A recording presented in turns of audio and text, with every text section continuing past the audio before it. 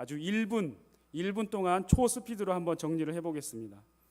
1장은 무슨 내용이었죠? 다른 복음을 따라간 갈라디아에 있는 성도들에게 사도 바울이 편지를 쓴 이유를 얘기를 하고 있었고, 2장에서는 특히 16절 말씀을 통해서 진짜 복음이 무엇인지, 복음은 율법의 행위로 의롭게 되는 것이 아니고 그리스도를 믿는 믿음으로 우리가 의롭게 되는 것이고 구원받는 것이다, 이 말씀을 하고 있었고, 3장에서는 아브라함을 예로 들어서 예수님이 오신 신약 이후뿐만 아니라 구약에서도 하나님께서는 아브라함의 믿음을 보시고, 행위가 아닌 믿음을 보시고 의롭다라고 했다는 말씀을 했습니다. 4장에서는 이제 우리가 예수님을 믿은 자들로서 하나님의 나라를 유업으로 받는 자들이 됐어요. 하나님의 자녀가 되었어요.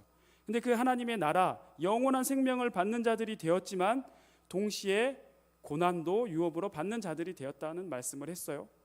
근데 그 고난을 받는다라는 것에 있어서 주의해야 될 것은 나에게 고난 주는 자가 누구인가 생각하지 말고 내가 이 공동체에 고난을 주는 자가 아닌가라는 것을 살피라고 했었습니다.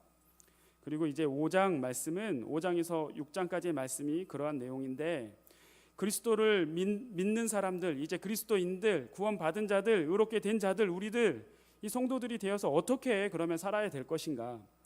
육체의 소욕을 따라가는 자들이 되면 안 되고, 왜냐하면 육체의 소욕을 따라가는 자들은 악한 열매를 맺어요. 그 악한 열매들이 어떤 것들이 있었죠? 음행과 더러운 것과 호색과 우상숭배와 등등등, 이런 것들 15가지가 나왔는데 3가지로 묶어서 말씀을 드렸었죠. 반면에 육체의 기회를 삼지 않고 성령님을 따라서 사랑으로 종노릇하면서 사랑으로 역사하는 믿음을 가지고 우리 성령 하나님과 동행하면서 살면 어떤 열매를 맺는다고 했죠? 9가지 한번 해볼까요? 성령의 열매 9가지 시작. 사랑과 희락과 화평과 오래 참음과, 보지 말고, 자비와 양선과 충성과 온유와 절제, 이런 성령의 9가지 열매를 맺으면서 살 수 있다고 했어요. 그런데 조금은 막연한 느낌이 있습니다. 조금은 알 것도 같지만 악한 열매를 맺는 그런 소욕을 따라가는 것 안 해야 되고, 성령님과 동행하며 살면 이러한 성령의 9가지 열매를 맺는다는 건 알긴 하겠는데 삶에서 어떻게 해야 되는지 조금은 추상적인 것 같고, 더 구체적으로 어떻게 해야 되는지 궁금한 면도 있습니다. 그래서 오늘 본문 말씀을 보면 그러한 내용들이 더 구체적으로 어떻게 우리가 삶을 살아내야 되는지가 나오는 말씀이에요. 그래서 5장 25절을 먼저 보시면, 만일 우리가 성령으로 살면 또한 성령으로 행할지니, 그러니까 성령으로 살아내면 그러한 성령의 열매들을 맺는데 어떻게 구체적으로, 26절을 같이 보겠습니다. 시작.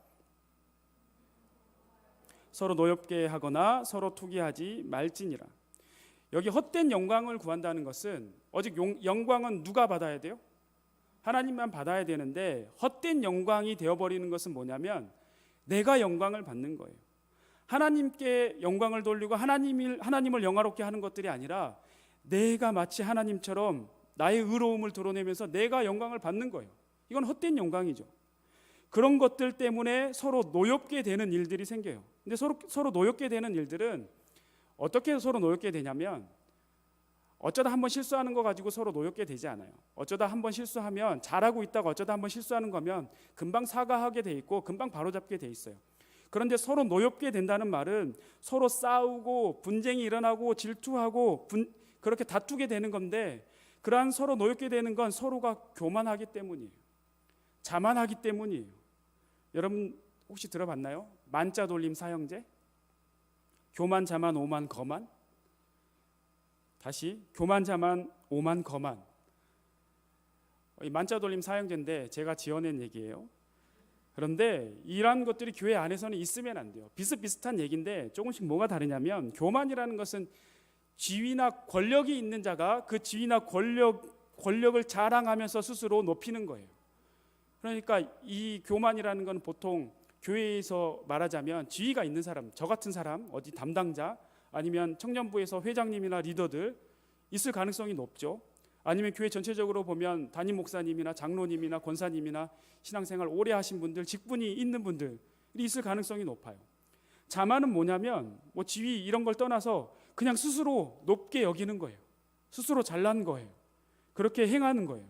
오만은 몸과 마음으로, 몸뿐 아니라 마음으로까지 자신이 아주 잘났다고 뽐내면서 상대방을 무시하고 아주 오만방자한 모습을 보이는 거예요. 그게 오만이에요. 거만은 아주 행동으로 거들먹거리면서 아주 거만하다고 표현하는 거 있잖아요. 겸손하지 않고 아주 거만하게 잘난 체 막 하고 다니는 거, 그런 걸 보고 거만하다고 하죠. 우리 교회 공동체 내에서는 이 만자돌림 사형제가 있으면 안 돼요. 그런데 이걸 그냥 다 일일이 교만, 자만, 오만, 거만하기 그러니까 교만으로 묶어서 얘기를 할게요. 이 교만함이 있으면 서로 노엽게 되는 거예요.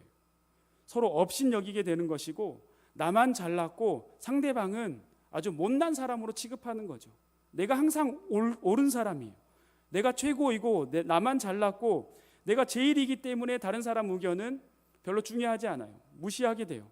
그러다 보니까 서로 노엽게 되는 일이 발생되는 거예요. 다른 사람에게 시비 걸고 싸움 걸면서 잘난 체까지 하는 그러한 오만한 것을 보이는 거죠. 이어서 나오는 서로 투기하지 말라라고 하는 투기는 질투와 시기의 합성어예요. 질투하고 시기하는 것 합쳐서 이제 투기라고 하는 거예요. 교회 안에 투기하는 게 있으면 안 돼요.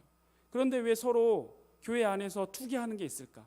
왜 시기하고 질투하는 게 있을까?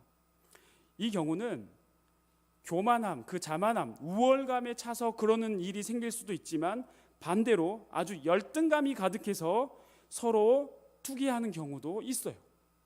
좀 예를 들어서 제가 말씀을 드릴게요.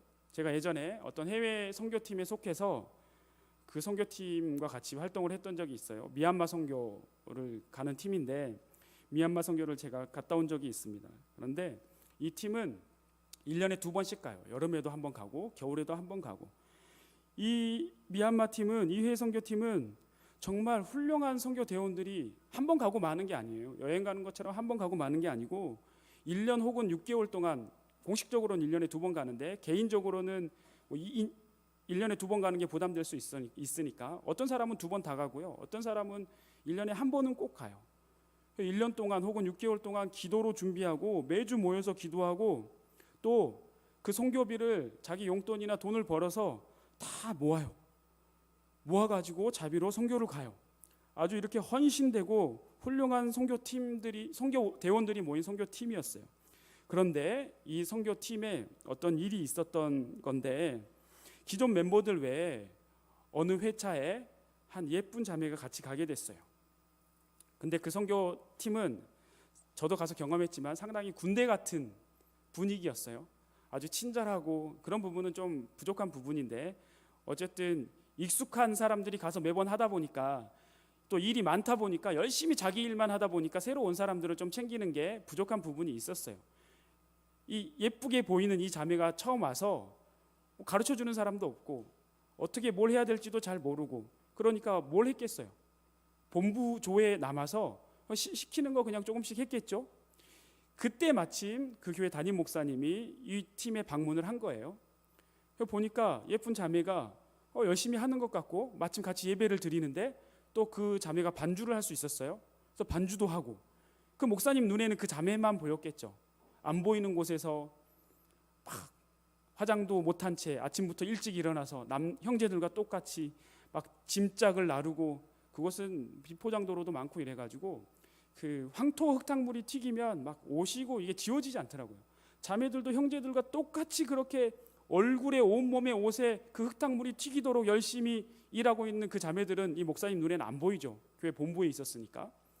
이 목사님이 그 자매를 아주 지켜 세우며 칭찬한 거예요. 나중에 다 모였을 때 저녁에, 이 자매가 아주 훌륭하고 얼굴도 예쁜데 정말 이 선교지에서 보니까 정말 잘하는 것 같다. 이 자매만 칭찬을 딱 해준 거예요. 그것을 본 항상 헌신되게 수년을 형제들처럼 짐짝을 나르고, 아까 말씀드린 것처럼 온몸에 진흙이 튀어도 자매의 본성을 잠시 내려놓고 선교에만 집중했던 그 자매들 중에 일부는 실망하고 실족해버리고 마음이 상해버렸어요. 실제 있었던 얘기예요. 그 목사님이 실수한 거 맞죠. 그런 말을 안 하셨으면 좋았겠는데, 그 목사님 입장에서는 그렇게 보인 대로 얘기를 하신 거니까 그럴 수 있잖아요. 그런데 이 자매들이, 그 헌신되었던 자매들 중에 기존의 선교팀 멤버들이 다 알고 있기 때문에 그렇게 생각을 안 해도 되는데, 굳이 하나님께서 다 알고 계시는데 굳이 그 말에 실망하고 실족하고 상처를 받아버린 거예요. 물론 그 목사님이 그 자매만 칭찬하는 말을 하지 않았더라면 좋았겠지만 그런들 어때요? 하나님 다 알고 계시는데 그거 보고 실망하고 마음이 상할 필요가 없다는 얘기죠. 이 단기 선교의 모습을 보면 아주 짧은 1주, 2주, 10일 이렇게 단기 선교 기간의 내용이 마치 우리의 신앙생활을, 교회에서 이 공동체가 하나님을 향해서 나아가는 신앙생활을 축소해 놓은 축소판 같은 느낌이 들어요. 아주 짧은 기간이기 때문에 아주 역량을 총 집중해서 하나님의 일을 하는데 우리는 그렇게는 안 하잖아요, 평상시에. 근데 우리의 뭐 수년 혹은 수십 년의 이 신앙생활을 단기 선교에 축소해 놓은 것 같단 말이죠. 그 한 번에 사실상 별로 신경을 안 쓰면 기분 나쁘고 실족할 일도 아니에요. 그런데 왜 실족하고 그렇게 실망하고 상처를 받냐고요. 이게 바로 시기하고 질투하는 거예요. 어떤 자매님들은 잘 이해가 안 되고 그 목사님이 잘못한 거 아닌가라고 생각할 수 있는데 신경 안 쓰면 된다니까요. 그런 마음을 주는 게 악한 영들이 그런 마음을 주죠. 내가 열심히 한 거 하나님이 다 아신다니까요. 기존에 했던 멤버들이 다 알아요. 그런데 괜히 내가 그 목사님께 칭찬받으려고 그 일 했어요? 우리 교회에서 여러분들 열심히 하나님 일하는 우리 지체들 칭찬해주면 당연히 좋죠. 그런데 그 칭찬받으려고 일하는 거 아니잖아요. 오해받고 조금 잘못 본 분들이 실수해서 말을 하더라도 전혀 내가 욕먹은 것도 아니거든요. 근데 왜 상처를 받냐고요? 왜 실족하냐고요? 나보다 칭찬받은 그 자매를 보고 열등감 느낀 거예요. 공주도 아닌 것이 예쁜 척 다 하면서 선교지 와서 화장은 맨날 하고 나도 화장하면 예쁜데 나는 일하느라고 화장도 못하고 열심히 진흙탕 속에서 일했는데 억울한 거예요. 열등감 느끼는 거죠. 그렇게 질투하는 거예요. 목사님이나 혹은 교회에서 어른들이 그렇게 정말 사실과 다르게 다른 시각으로 보거나 그런 경우가 있어요. 그래도 화내고 실족할 일이 아니라는 것을 얘기하는 겁니다. 26절 말씀에 이제 예수님 믿고 의롭게 됐으면 성령님을 따라 살아가려면 사랑으로 종노릇하고 살아야 되는데 이런 거 하지 말라는 거예요. 시기하고 질투하는 거, 서로 열등감 느끼는 거, 이런 거 하지 말라는 말씀이에요. 사랑하며 살아도 시간이 부족한 나그네 인생길인데 뭐가 그리 시기하고 질투하며 열등감 느끼고 사는지 그런 거 하지 말라는 말씀을 지금 하고 있는 거예요.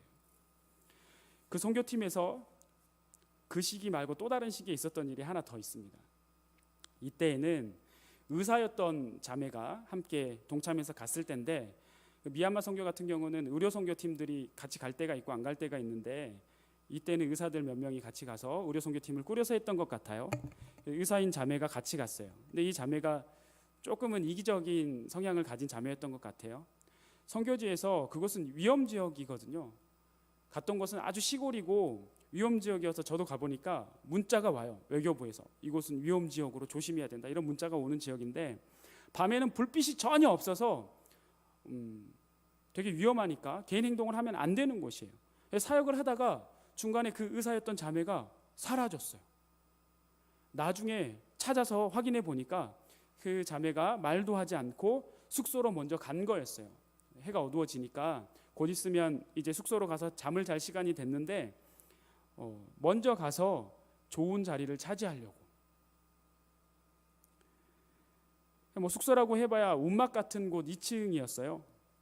그런데 늦게 가면 문 앞에 사람들이 왔다 갔다 하는 곳에 걸치적거리는 곳에 자리를 잡을 수도 있으니까 좀 좋은 곳에 자리를 잡으려고 먼저 가서 안쪽에 자리를 잡고 있었던 거예요. 좋은 잠자리를 확보하려고 간 거죠. 그때 하필이면 같이 함께 인솔에 갔던 목사님이 거의 호랑이 선생님 같은 무서운 목사님이었어요. 나중에 이 사실을 알고 야밤에 자매들 다 집합시켜가지고 오리걸음을 시켰던 아주 그 교회에서 그 선교팀에서 유명했던 이야기예요. 이런 얌체짓 하잖아요. 결국에는 들통나게 돼 있어요. 방금 이야기해드린 대로 이 선교팀에서 들통나서 오리걸음 했다는 게 당연하다는 얘기가 아니라 결국에는 들통나게 돼 있어요. 아니면 그 현장에서 그 시기에 아니면 얼마 지나지 않은 짧은 시간에 들통나지 않더라도 결국에는 하나님께서 다 알고 계시고 최소한 저 하늘나라 하나님 앞에 갔을 때는 그러한 사실들이 다 낱낱이 드러나게 돼 있단 말이에요. 그러니까 이런 것들로 인해서 질투하고 시기하고 열등감 가질 필요가 없다는 얘기를 지금 하고 있는 겁니다. 하나님은 다 아시고 나중에 대가를 지불하게 하십니다. 그게 잘못한 대가이든 열심히 일한 대가이든 그 대가를 다 지불하게 하시고 다 갚아주시는 하나님이 바로 우리 하나님이에요. 그래서 이제 중요합니다. 6장 1절 같이 한번 읽어볼까요? 시작.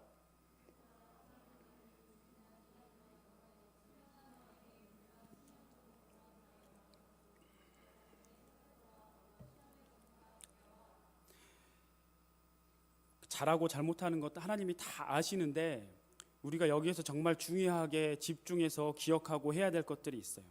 우리 공동체 가운데서 범죄한 일들이 드러날 수 있어요. 나도 그럴 수 있지만 누군가에게 그러한 일들이 일어날 수 있고 실수를 할 수 있고 죄를 지을 수 있어요. 그러한 모습을 우리가 볼 수가 있어요. 그때 어떻게 해야 되냐는 거죠.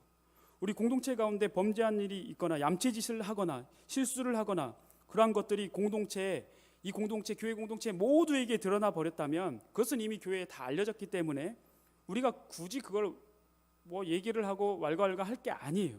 그것은 교회 어른들이고 그러한 권한이 있는 담임 목사님과 장로님들, 그 어른들이 기도하면서 교단 헌법에 따라서 치리하면 되는 일이에요.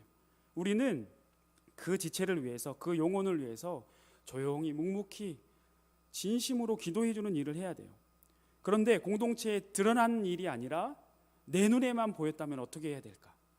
저 형제가, 저 자매가, 우리 청년부 내에서 저 형제, 저 자매가 저거는 잘못하는 건데, 실수하는 건데, 이러한 게 내 눈에만 보였어요. 동네방네 소문을 다 내고 다녀야 될까요? 아니면 내가 가서 직설적으로 너 이거 잘못한 건데 왜 그렇게 해? 라고 바로 따져야 될까요? 어떻게 해야 되는지 이어서 나오죠. 신령한 너희는 온유한 심령으로 그러한 자를 바로잡고. 여기 신령한 너희는 이라는 말은 어떤 특별한 은사가 있고 능력이 있고 그런 자를 말하는 게 아니고 우리 예수 그리스도를 믿은 그리스도인들을 말해요. 예수님을 믿은 여러분들 다 해당돼요. 그러한 너희는 온유한 심령으로.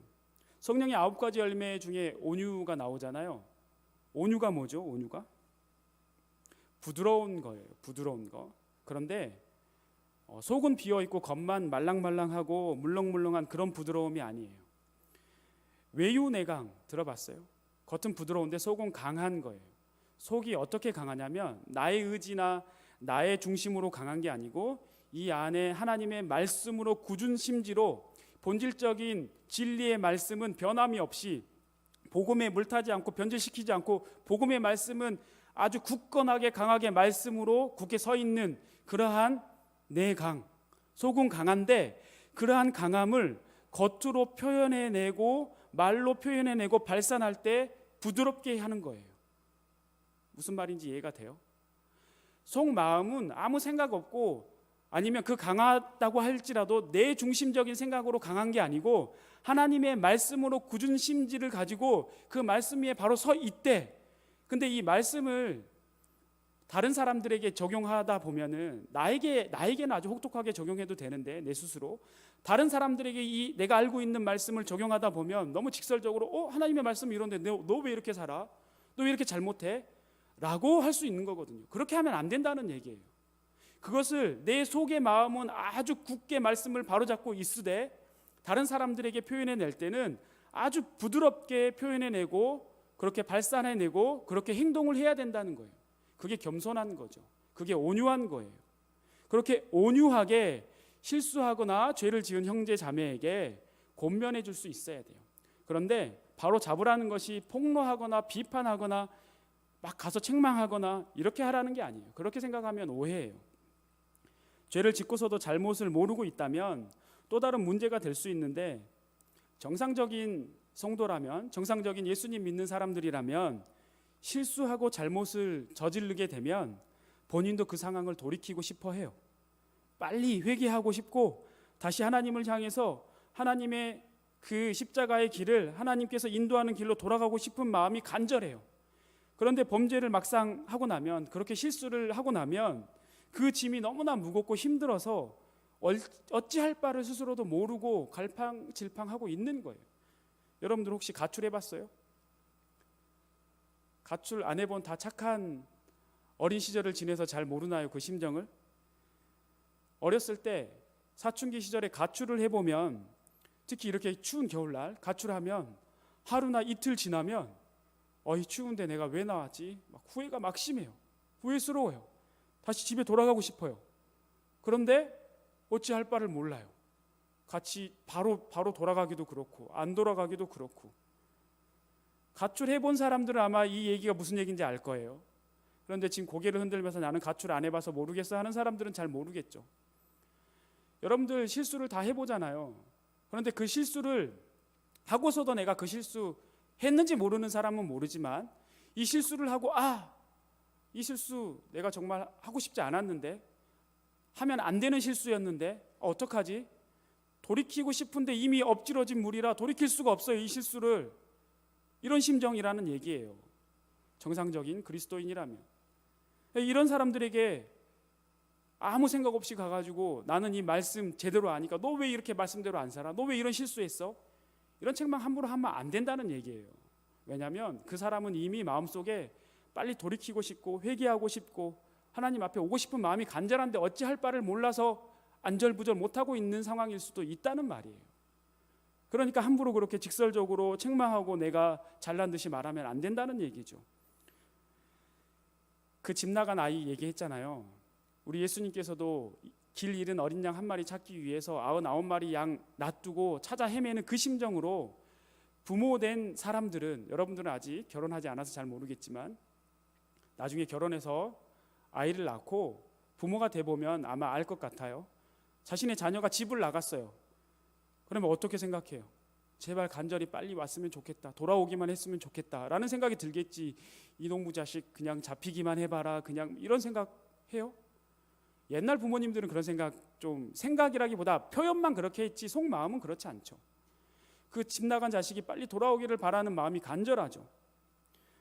일단은 그 집 나간 아이를 어떻게든 길거리에 나가서 찾고 신고하고 실종 신고하고 그렇게 찾았을 때 막 때리면서 뭐라고 할 거예요? 일단 껴안아주고 품어주고 괜찮다 하고 안심시켜줘야죠. 안심시켜주고 품어주고 그렇게 집으로 데려와야죠.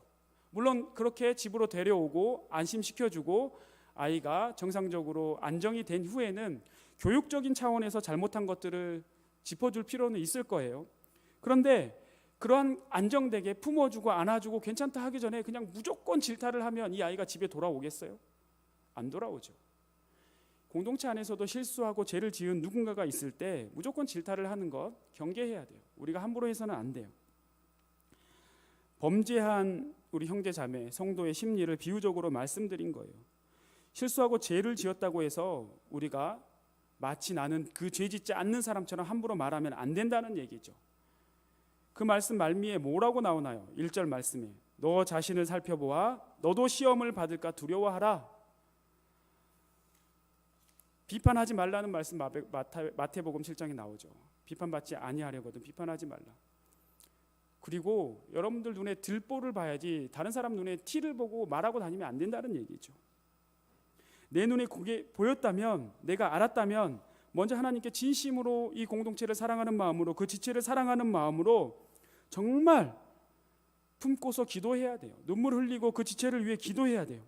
그 실수하고 범죄한 그 형제 자매를 위해서 기도해야 된다는 거죠, 먼저. 그리고 나서 그 사항이 아주 중대한 일이고 도저히 혼자 감당이 안 될 때는 혼자 가서 얘기하는 게 아니고 담당 교육자나 아니면 담임 목사님께 상의를 하고 얘기를 해야죠. 그게 절차고 방법이지 내가 그 지체에게 함부로 말하면 안 된다는 얘기를 하고 있는 거예요.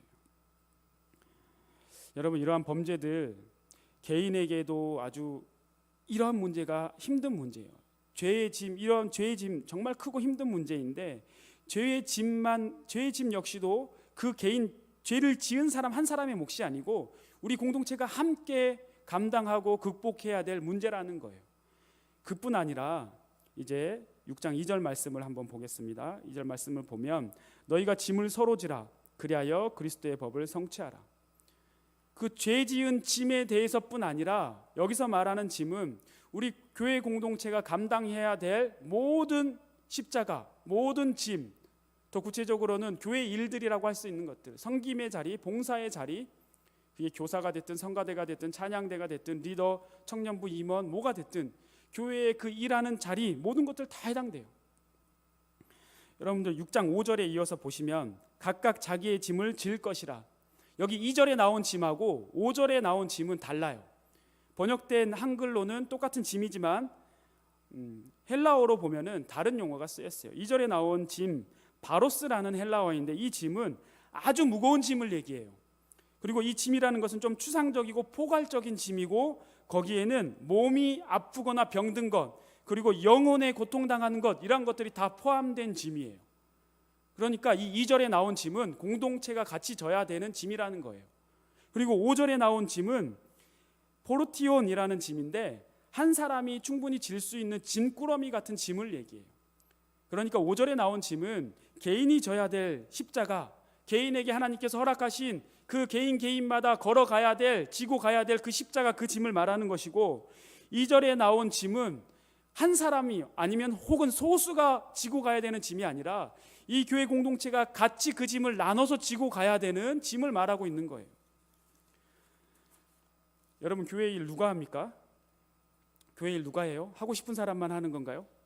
아니면 능력 있는 사람들만, 일 잘하는 사람들만 하는 건가요? 교회를 규모가 큰 교회를 봐도 그렇고 작은 규모의 교회를 봐도 그렇고 꼭 보면 일하는 사람들만 일을 해요.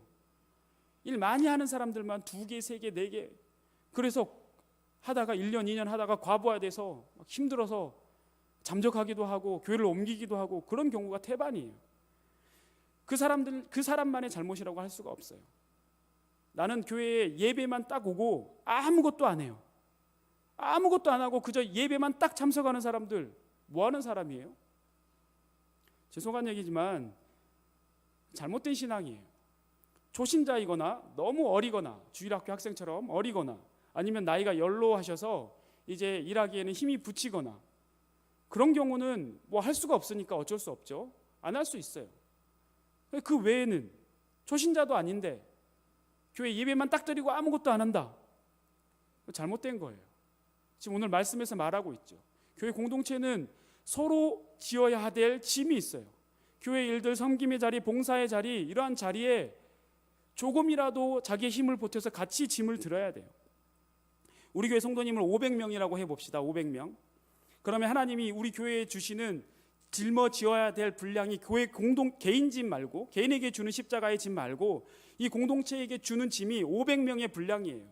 그런데 이 500명의 분량의 짐을 500명이 이렇게 같이 들고 있어야 되는데 500명이 아니라 한 절반인 250명이 이렇게 들고 있어요. 250명은 그냥 이렇게 쳐다보고 있죠. 무거울까요? 안 무거울까요? 500명이 감당해야 될 짐을 250명이 들고 있는데 그런데 사실 보면 250명 이렇게 2분의 1만 감당하는 게 아니에요. 교회를 속속들이 보면 2분의 1 정도가 아니라 보통 3분의 1, 4분의 1, 5분의 1 정도에 해당되는 사람만 아주 소수의 사람만 2개, 3개, 4개 이렇게 일을 한단 말이죠.